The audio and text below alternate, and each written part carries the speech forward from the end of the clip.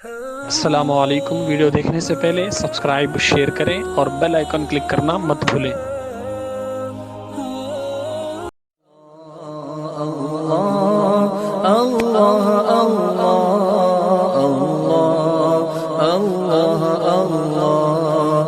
الصبح بدا من طلعته والليل دجى من الصلاۃ والسلام علیک یا رسول اللہ صلی اللہ تعالیٰ علیہ وسلم۔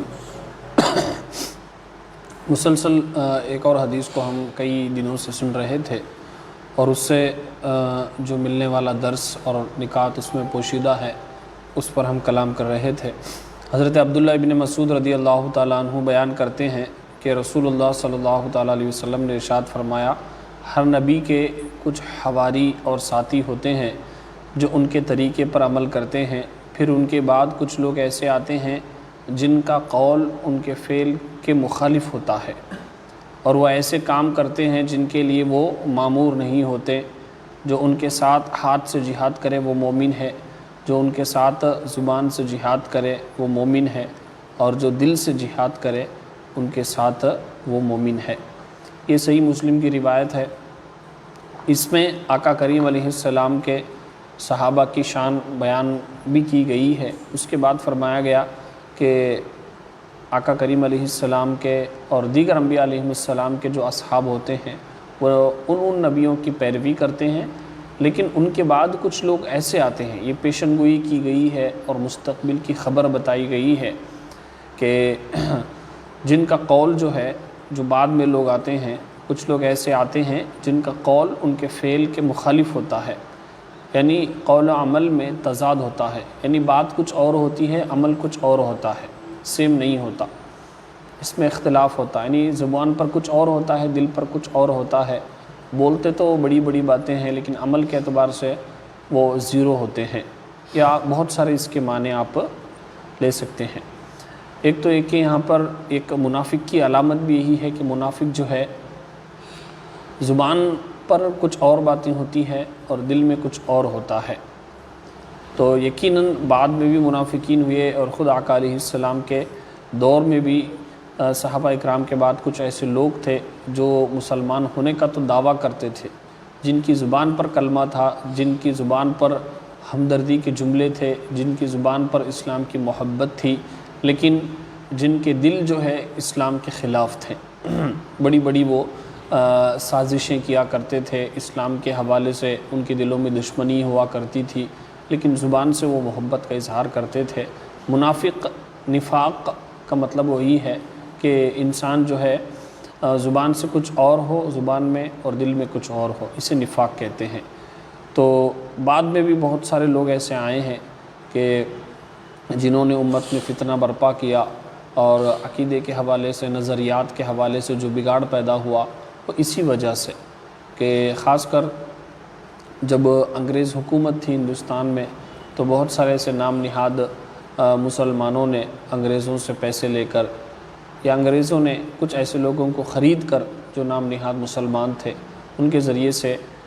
کچھ بدعقیدگی اور کچھ غلط نظریات اور کچھ 1500 سال سے جو عقائد اور نظریات چل رہے تھے اس کے خلاف لکھنے کے لیے اور اس کے خلاف بولنے کے لیے ان کو باقاعدہ بھڑکایا، اور وہ لوگ جو تھے ان کی زبان پر اسلام تھا لیکن دل میں جو تھے اسلام کی اور آقا علیہ السلام کی دشمنی تھی۔ تو آپ خود پڑھے تاریخ، آپ کو اس کے حوالے سے باتیں معلوم ہو جائیں گی کہ جن کا قول ان کے فعل کے مخالف ہوتا ہے۔ تو آج بھی ہم میں سے بھی ایک تو عقیدے کے حوالے سے نفاق ہوتا ہے، اسے اعتقادی نفاق کہتے ہیں، منافق اعتقادی کہتے ہیں، یعنی جس کی زبان پر کچھ اور عقیدہ ہو، دل میں کچھ اور عقیدہ ہو۔ تو اس کے بارے میں قرآن فرماتا کہ منافقین جو ہے جہنم کے نچلے درجے پر ہوں گے اور بہت زیادہ انہیں عذاب دیا جائے گا۔ ایک تو یہ منافق اعتقادی کہتے ہیں، یعنی عقیدے کے اعتبار سے اللہ، رسول، فرشتے، جنت، دوزخ جو بنیادی عقائد ہے اس کے خلاف اگر اس کا عمل ہو، یعنی زبان پر کچھ اور عقیدہ ہو، دل میں کچھ اور عقیدہ ہو، تو اسے منافق اعتقادی کہتے ہیں۔ اور عمل کے اعتبار سے زبان پر بڑی بڑی باتیں ہوں کہ میں نمازی ہوں، میں بہت بڑا عاشق رسول ہوں، میں اللہ سے ڈرنے والا ہوں، لیکن عمل کے اعتبار سے کچھ بھی نہیں ہے، تو اسے منافق عملی کہتے ہیں، یعنی عمل کے اعتبار سے اس کے اندر نفاق ہے۔ تو یہ ایک دو چیزیں جو ہے علماء نے نفاق اور منافقین کی دو قسمیں علماء نے بیان کی، ایک منافق اعتقادی، ایک منافق عملی۔ تو اب مسلمانوں کے اندر منافق اعتقادی ہو سکتا ہے کہ زیادہ نظر نہ آئے، اور وہ بھی ایک طبقہ ہے آج بھی، لیکن منافق عملی بہت زیادہ ہے۔